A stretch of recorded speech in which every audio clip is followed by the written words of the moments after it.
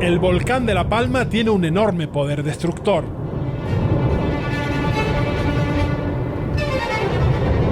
Sus coladas han sepultado barrios, infraestructuras y cultivos.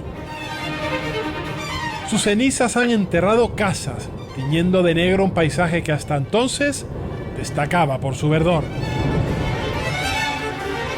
Pero hay un daño más profundo que trasciende a esa tierra sepultada.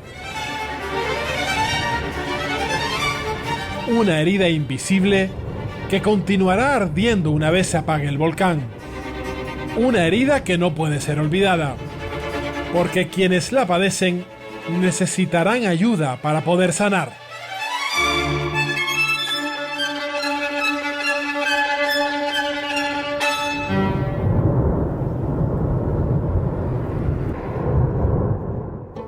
Desde que el volcán entró en erupción, más de 7.000 personas han tenido que ser desalojadas de sus viviendas y de ellas, más de 1 millar han perdido sus casas. Una tragedia muy difícil de digerir.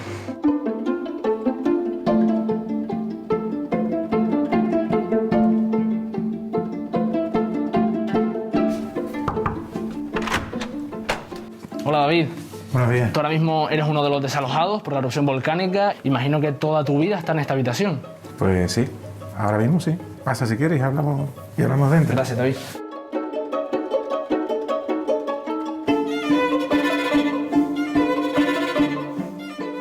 David, antes que nada, ¿por qué estás aquí? El primer día que empezó todo esto, me cogió descansando en casa y aquello reventó prácticamente encima.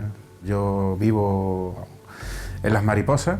La verdad se me vino el mundo encima porque estaba con lo opuesto de ese día, entonces hablé con un compañero de trabajo y gracias a eso pues me fui a su casa, estuve una semana allí hasta que a llevar mis cosas de casa y tramitar la documentación para venir aquí al hotel. Fueron unos días muy caóticos, o sea, de ver tus pertenencias que lo podías perder absolutamente todo, o sea, con mucha ansiedad y mucho nerviosismo. David, ¿cómo te encuentras? Hay momentos en los que sí te viene el bajón, se lleva mal, se lleva bastante mal. ¿Has llegado a asimilar todo lo que está pasando? Lo estamos asimilando, prefiere uno estar trabajando y entretenido hasta dándole vueltas al coco de la situación personal que estamos viviendo todos con esto, ¿no? ¿Qué es lo que más te preocupa ahora mismo? Ahora mismo el tema de la vivienda y a ver qué soluciones nos dan. ¿En algún momento te has llegado a plantear el hecho de pedir ayuda psicológica? Pues la verdad es que no. En el caso del volcán de La Palma, una de las características es que se ha ido prolongando en el tiempo. Muchas catástrofes son situaciones concretas, puntuales, que pueden generar un gran daño, pero que la persona, digamos, en relativamente poco tiempo empieza a hacer el procesamiento de ese evento, mientras que en el caso del volcán, muchas de las personas todavía no han podido ni siquiera empezar a procesar esa información emocional porque todavía no ha acabado. En general vamos a tener una reacción de angustia, vamos a tener una dificultad de desconectar del problema, lo que llamamos reexperimentación en forma de sueños, recuerdos, flashbacks. Normalmente vamos a tener conductas evitativas, es decir, la persona puede empezar a tener fobias.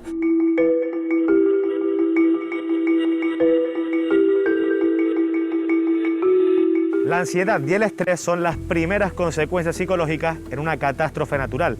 Por eso, en La Palma se han desplegado decenas de psicólogos para ofrecer ayuda de forma telefónica y también presencial en centros como este. Estefanía, ¿a cuántos pacientes pueden haber atendido desde que comenzó la erupción del volcán de Cumbre Vieja? Yo en particular, a día de hoy, tengo a 100 registrados aquí en la Casa Massiu, más los que pudimos haber atendido de manera voluntaria, ¿no? Lo que vienen es con el desespero y con la angustia de saber qué pasan con sus terrenos y con sus casas, ¿no? Nunca vienen con la angustia de su salud mental. Ahí es donde entramos nosotros. Las afecciones más comunes que aparecen, pues cuadros de ansiedad, síntomas depresivos, insomnios, mala alimentación también. ¿Y cómo trabajan con ellos? De manera general lo hacemos desde la realidad, de que ellos expresen la realidad que han vivido, que no se alejen o se metan en un cuento, por decirlo de alguna manera, desde el compromiso en buscar unas metas, algo a corto plazo, buscar otra esperanza, otra ilusión y empezar a formar un futuro paso a paso, ¿no? Y en el caso de las personas afectadas de manera directa por el volcán, ¿todas piden asistencia psicológica? No, es que no vienen ni directamente, ¿no? Porque es totalmente normal que no vengan aquí diciendo necesito un psicólogo, porque claro, estás en un momento de bloqueo y de shock que lo único que quieres saber es cuál es la solución de tu casa o tu terreno, tus fincas, tus plátanos. Es totalmente comprensible. El trastorno más habitual en un desastre natural es el estrés postraumático. Pueden desarrollarlo casi un 40% de todas las víctimas directas. El trastorno de estrés postraumático es cuando, tras una situación prolongada de estrés, incluso de miedo de perder la vida y demás, pasada esa situación empezamos a experimentar síntomas como puede ser ansiedad, depresión, dificultad para dormir y otro tipo de condicionantes que terminan afectándonos al día a día. Y no somos capaces de identificar porque pensamos que debemos estar en calma tras haber pasado lo que hemos pasado, como ocurre o como ocurrirá con lo que está pasando en este momento en la isla de La Palma.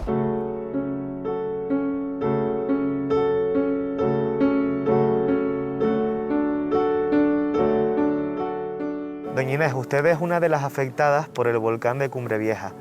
¿Qué fue lo que usted perdió a raíz de la erupción? Perdí todo, a mí no me quedó nada. Solamente la ropa que traía puesta cuando salí. Mi casa era una casa grande de 200 y pico metros. Se fue eso y se fueron 2 casitas antiguas que tenía juntas también. Se fue todo. Estoy viviendo en casa de una hija en un pisito pequeño. ¿Y esto cómo la hace sentir usted, doña Inés? Tengo días que estoy más o menos, pero tengo otros días que me siento que no, como que no puedo salir adelante. La noche sí la estoy pasando verdaderamente mal, como con una pesadilla, una cosa que me parece a mí que esto no puede ser verdad. Pensándolo bien, lo que uno tenía, lo que uno perdió, lo que no lo puede recuperar y la edad que uno tiene que ya no, pues no le ayuda a salir para adelante porque con mi edad, ¿qué puedo yo salir para adelante ya? ¿Y cuáles son sus principales preocupaciones en estos momentos? Pues mis principales preocupaciones, a pesar de yo haber perdido mi casa, es la de mis hijos. Mis hijos haber perdido las de ellos. Son jóvenes y tienen que batallar para poder volver a tener lo que tenían. Y cuando viene a espacios abiertos como este en el que se ve el volcán, ¿usted qué siente cuando lo mira? Rabia mirar eso no se le puede llamar ni volcán, eso se le puede llamar diablo o no sé cómo es. ¿Usted para afrontar todas estas emociones negativas ha solicitado ayuda psicológica? Sí la tengo. Me están tratando psicológicamente, sí. Pues mi principal apoyo son mis hijos, mis nietas, mis bisnietas y pensar que tengo que salir adelante. Otra cosa no me queda. ¿Y cómo ve su futuro? A mi edad yo no veo futuro. Yo lo único que pido es que me den una casita para yo poder por lo menos estar bajo un techo y no estar pues tan estrechitos como estamos en ese pisito.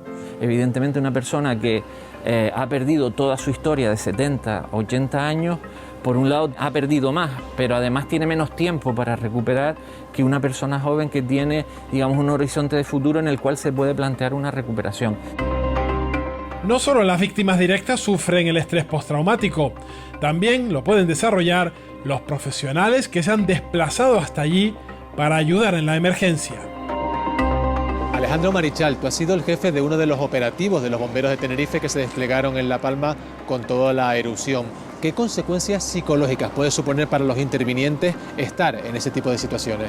La carga psicológica yo creo que tiene que ver más que nada sobre todo con la desesperación y el sufrimiento que ves en la gente que ha perdido todo, más que con lo que es el trabajo en sí, y con la ansiedad que como colectivo en un momento dado podemos tener por tratar de hacer más de lo que podemos hacer. Si hay un sentimiento que yo creo que se da en casi todo el operativo que intervino allí, en los diferentes relevos, es el de impotencia, porque bueno, al final poco puedes hacer. Según llegamos aquí de vuelta de La Palma, todos queríamos con la misma volver porque es un poco por esa ansia que es un poco inherente al servicio y al trabajo de bombero, que es el de actuar, el de hacer cosas. ¿Con qué mecanismos, con qué herramientas cuentan ustedes como bomberos para poder afrontar este tipo de circunstancias y para que no les suponga mayores consecuencias? Si algo te da tablas, yo creo que sobre todo los años de servicio, la experiencia y el saber que estamos entrenados y que somos capaces de dar respuesta a ese tipo de incidentes. Durante toda tu vida profesional te vienen fogonazos, te vienen recuerdos, pero bueno, que a la vez te sirven, ¿no?, para formarte y hacer una especie de callo, por decirlo así, para que esas situaciones no te afecten.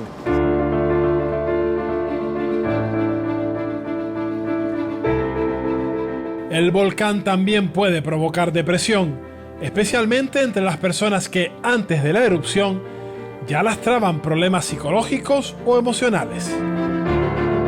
Josefa Rodríguez, psicóloga clínica, ¿hay trastornos previos que facilitan su aparición? Hay personas que por sus características de personalidad o bien ya tenían una depresión o la pasaron y ahora hay una recidiva, o bien en su personalidad hay rasgos de fragilidad. Buenas tardes, Marcelo. ¿Qué tal? Buenas tardes, ¿qué tal? Oye, Marcelo, llevo unos días que no puedo dormir ni descansar bien. ¿Tú tienes algo por ahí que me ayude a descansar? Claro que sí, por supuesto. Lo que sin receta médica solo te puedo dar algo pues más leve, algo más suave, natural. Vale. Tipo pues melatonina o melatonina con otros extractos de plantas.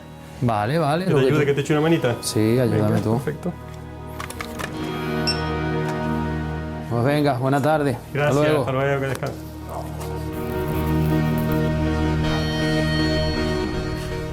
Hola, Marcelo. ¿Qué tal? Buenas tardes. Tú eres dueño de esta farmacia aquí en La Palma. ¿Ha habido algún cambio en la compra de medicamentos desde que comenzó la erupción? A raíz de la erupción volcánica la gente lo está pasando mal y los médicos pues están usando los recursos que tienen y son pues distintos medicamentos como ansiolíticos para los nervios, antidepresivos, medicamentos para dormir. Bueno, pues en estas gavetas tenemos los medicamentos sujetos a prescripción médica. ¿Para qué sirven exactamente estos medicamentos? Pues principalmente eso, para calmar los nervios, la excitabilidad que produce toda esta situación, subirles un poco el ánimo y pues sobre todo para poder dormir. Ya son muchas noches con ruidos, con explosiones, la gente está muy cansada y le cuesta dormir. ¿Cuáles son precisamente las alternativas naturales para este tipo de medicamentos? Pues melatonina para dormir o extractos de plantas como la valeriana, como la pasiflora. ¿Cuál es el perfil de persona que más medicamentos demanda ahora mismo? Realmente no hay nadie inmune a este horror, a esta desgracia y todo el mundo.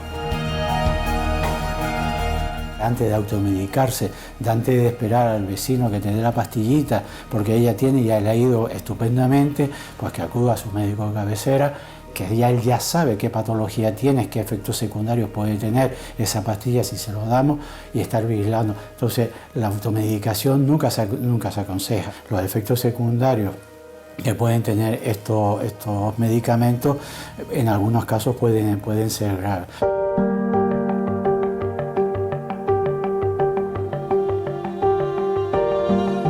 El volcán ha sepultado casas y terrenos que constituían la forma de vida para miles de afectados. Una de las cosas que más preocupan a los psicólogos desplegados en La Palma es que han comenzado a detectar tendencias suicidas en algunos de esos afectados. Carmen Linares, decana del Colegio Oficial de Psicología de Santa Cruz de Tenerife. ¿Cómo han detectado entre los afectados por la erupción de La Palma personas que están presentando tendencias suicidas? Nosotros tenemos allí varios puntos de atención y también tenemos un dispositivo telefónico donde hacemos llamadas de forma regular a las personas que están fuera de sus hogares. En esos puntos es donde se detectan esas personas que es tan grande el sufrimiento que empiezan a tener ideación suicida. Las personas no se suicidan por una única causa, no hay recetas mágicas, hay que ahondar en el sufrimiento de esa persona, que aprende a identificar qué es lo que le está pasando y aprender a verlo desde otra perspectiva para que él no vea tan grande el problema que lo sobrepasa de esa manera. ¿Cuáles son las señales de alerta que pueden hacer indicar que alguien está planteándose ese tipo de pensamientos? Sobre todo detectar que ha habido un cambio conductual, que hay una tristeza excesiva, el que verbaliza incluso, que ya no tiene sentido la vida. Muy importante la atención psicológica en estos momentos, el acompañamiento a las personas para ir minimizando en la medida de lo posible el sufrimiento aparejado a la pérdida, a ese sentimiento de un futuro nada alentador.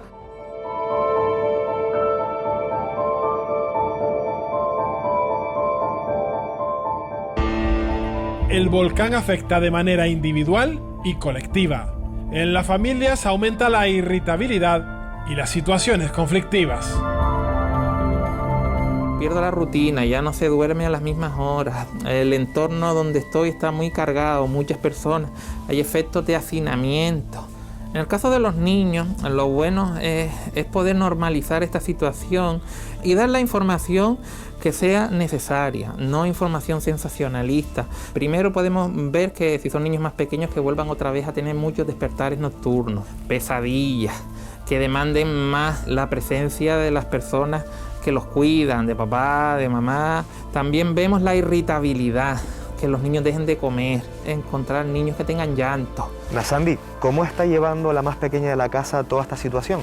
La niña lo está llevando dentro de lo que cabe bien, porque hay cosas básicas, como por ejemplo la educación emocional, que gracias al colegio lo llevan trabajando desde que tenían 3 años, y a las explicaciones que un poco tú le haces entender que no es algo contra lo que podamos luchar, que es algo que tenemos que asimilar, es algo que tenemos que aceptar y es algo que, queramos o no, va a pasar y de hecho pasó. Ya, buen día, ¿vale? Gracias, chao. Nasandi, ¿qué le dicen ustedes a ella sobre el volcán? Sobre el volcán lo único que podemos hacer es explicarle la realidad desde un punto de vista quizás un poco más suave. Cuando pasó todo, nosotros le explicamos las posibilidades que tenía de que arrasara casas, arrasara fincas, y siempre con la verdad por delante, pero no mostrando la realidad tan cruda como es. Y llega un punto en el que dices, mira cariño, pues ya está, ya se la llevó, ya no podemos hacer absolutamente nada, hay que pensar en... Y les pones como otras metas mentales.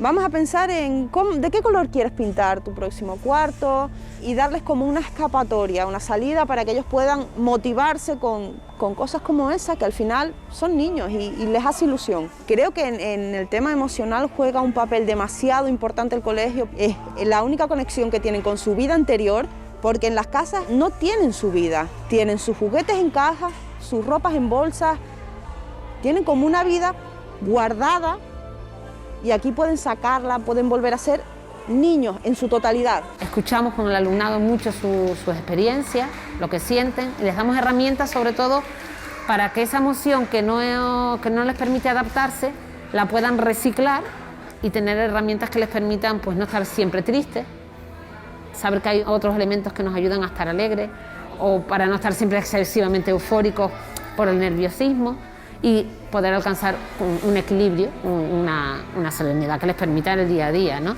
Es una vuelta al cole cargada de pues, sentimientos bastante encontrados y experiencias muy duras, ¿no? Los medios y las redes sociales pueden favorecer a que aumente el llamado impacto colectivo, un daño psicológico que, en este caso, afectaría a la población canaria en general.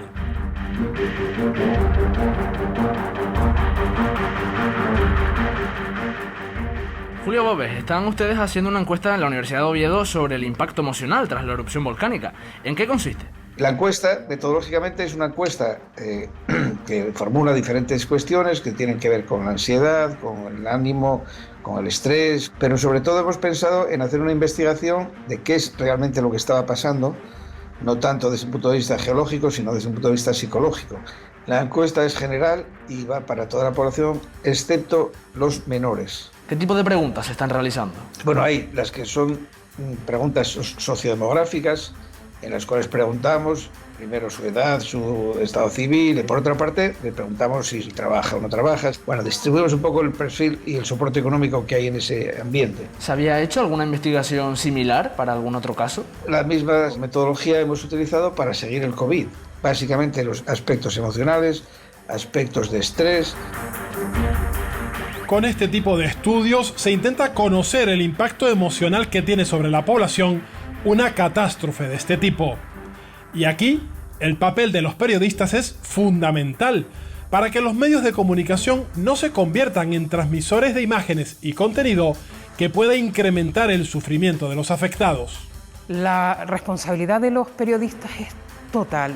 Existe una gran infoxicación en general, o informaciones o contenidos que no son reales o no son verdad. Eso no podemos pararlo. Tenemos que enseñar a la ciudadanía cómo tiene que informarse, cómo hacer un contraste de información, dónde se tiene que nutrir y cuáles son los canales oficiales. Y vinculado al proceso eruptivo, lo que ha primado, lo que tiene que primar es la empatía con una población que está sufriendo muchísimo. Tenemos que obtener testimonios, eso lo sabemos, y sabemos dónde estamos y lo que tenemos que hacer y cuál es nuestro papel. Pero hay que tener empatía con esa ciudadanía. Según los expertos, la mayoría de las personas que sufren un desastre natural lo vive como un duelo similar al de la pérdida de un ser querido.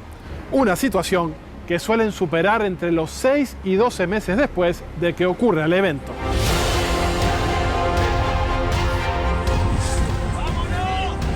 ¡Fuera! Por favor, eviten venir para arriba, por favor. En el verano de 2019, Airán perdió su casa en el brutal incendio que afectó a Gran Canaria.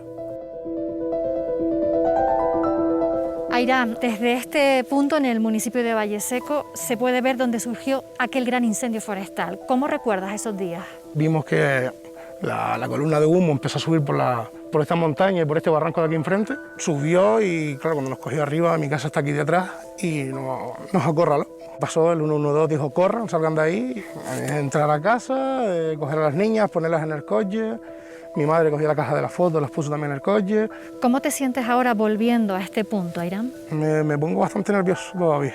Me da un poco de escalofrío y para mí esto era el paraíso y se volvió un infierno en nada. Aún tengo vídeos de lo que pasó. Ay, mi madre. No, pero mira aquí, mira aquí, mira aquí, mira aquí.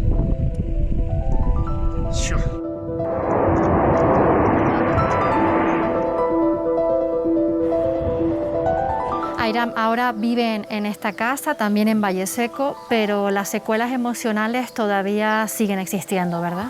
Mis hijas a día de hoy, no con tanta frecuencia, sobre todo la grande, se despierta muchas veces por la noche soñando con el tema del incendio. Cuando ve la niebla o ve humo, una hoguera, sigue teniendo como terrores nocturnos, por decirlo de una manera.